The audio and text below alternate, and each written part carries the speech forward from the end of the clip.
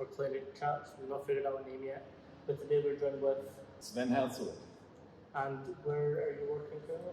Currently I'm working with the first division football club in Germany, Mainz 05, and I'm holding the role of head of performance. Nice.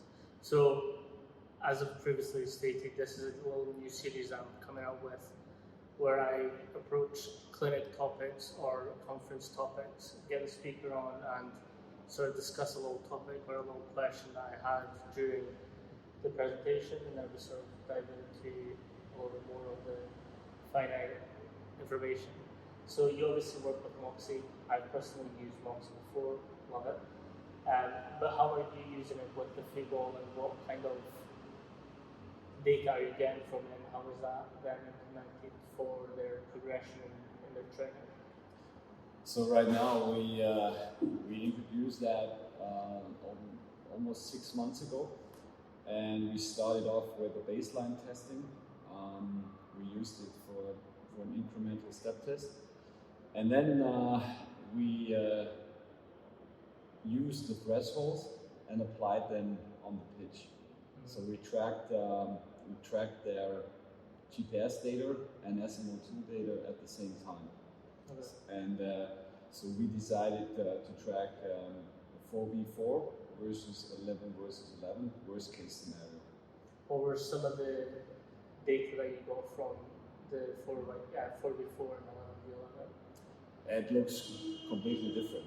Like the 4v4 is, maybe for the audience, it's like VO2 effort, and you can see that also at the SMO2 levels. Everybody is hitting BT2 or is above the entire 4 minutes. Okay. And so it's really high stress on the muscles. Yeah.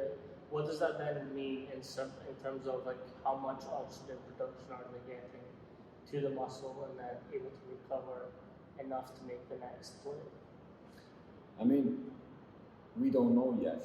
So to be honest, so we just started off.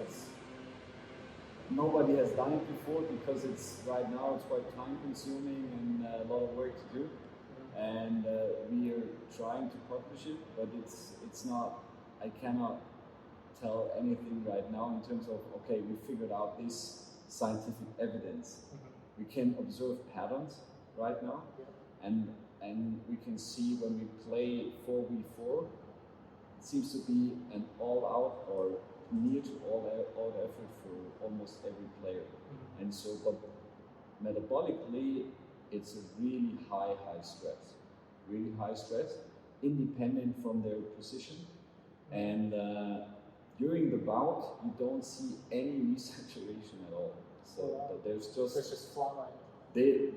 From the onset of load, they drop, and they're sitting around VT2 or above, and that's also reflecting the heart rate data you get. So it's a little bit of delayed response, but it's the same reaction.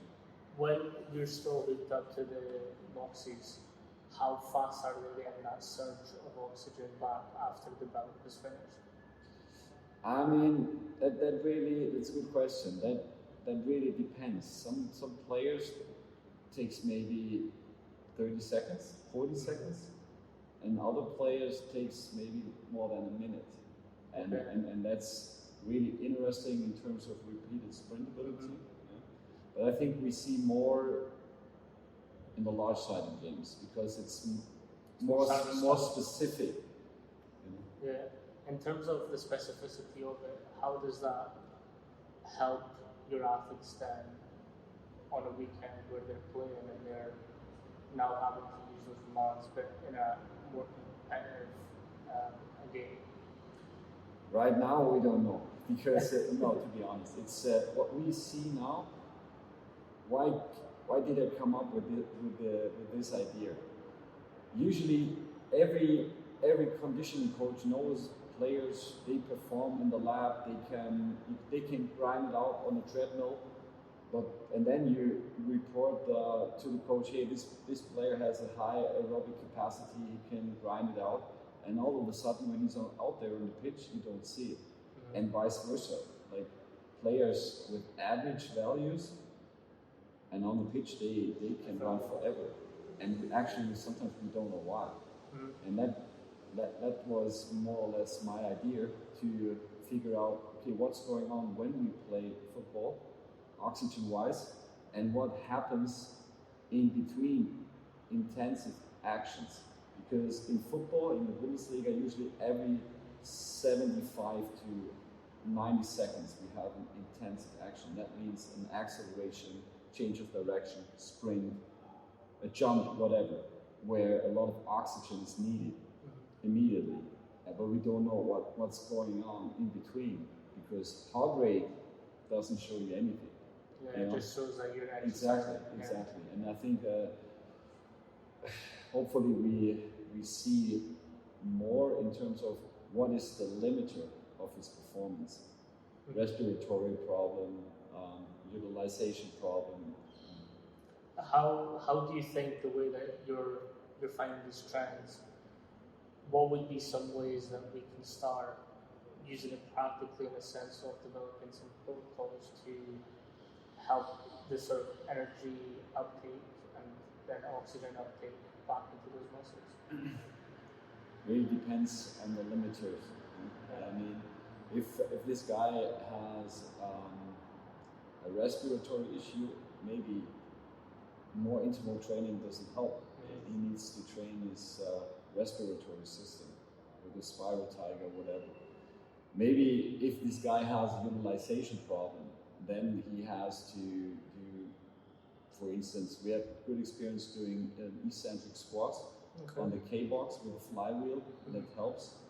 And then we also use them for cutoff values. Let's say you start, I don't count the reps, I just put down the Moxy, the Moxy app, and I tell him, hey, go as hard as you can, and as far down as you can.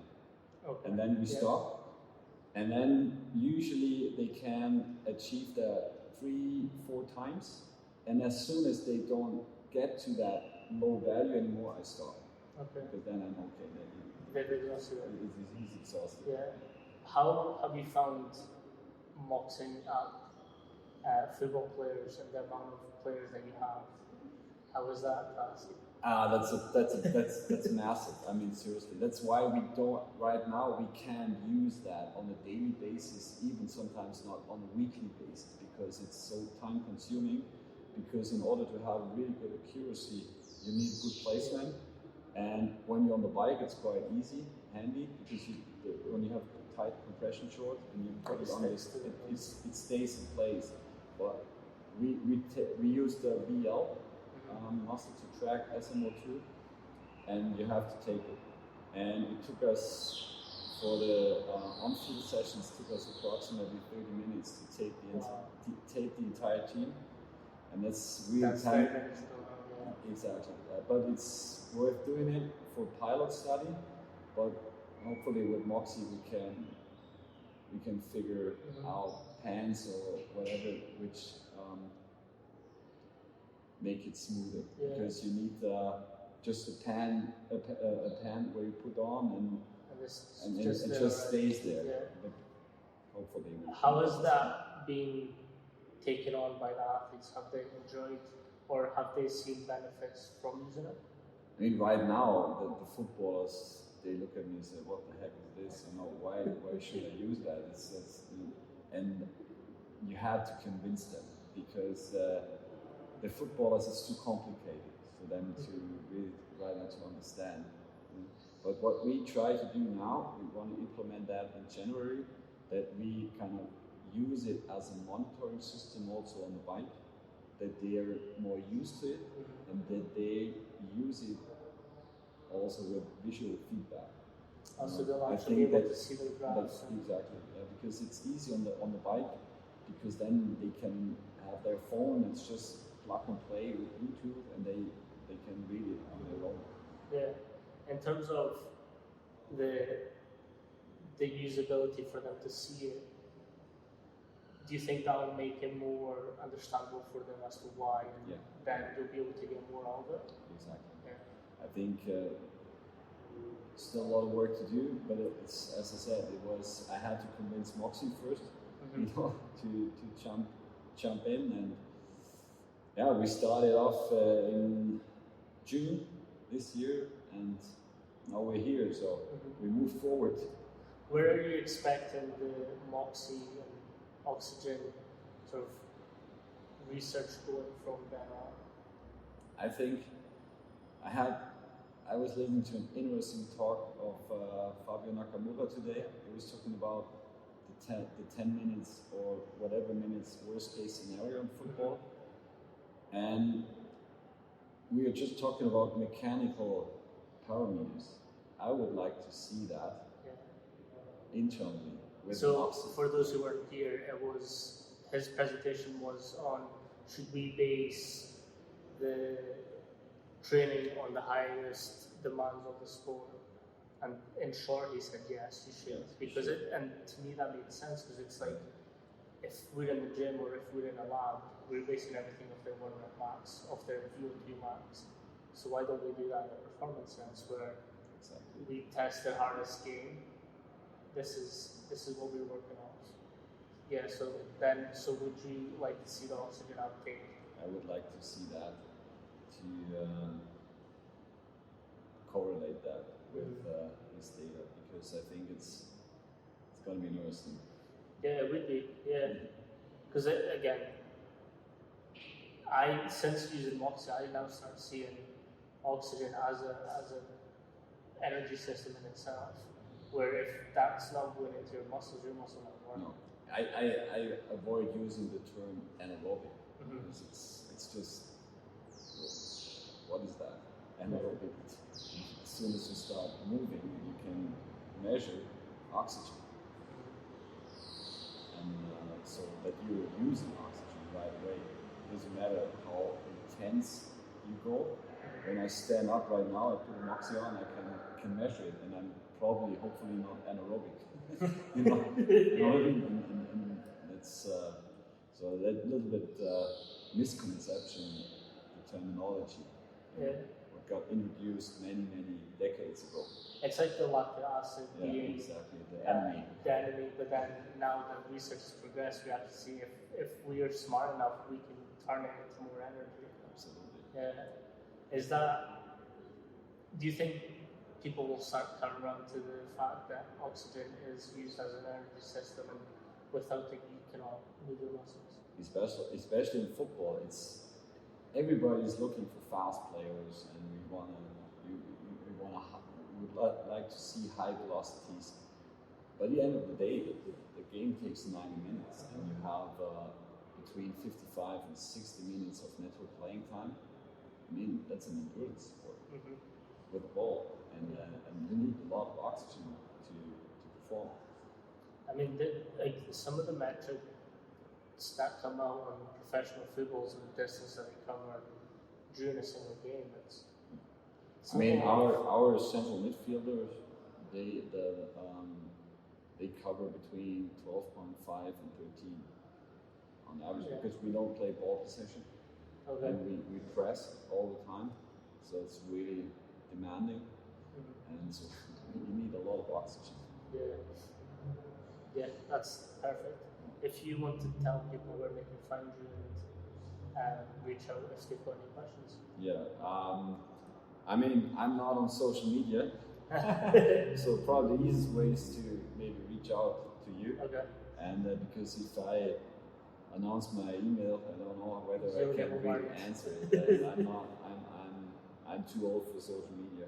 Okay. And no, I'm joking. But it's easier maybe just to reach out to you. And then I'll ask some questions. Exactly. Perfect. Thanks so much. Yeah, you're welcome.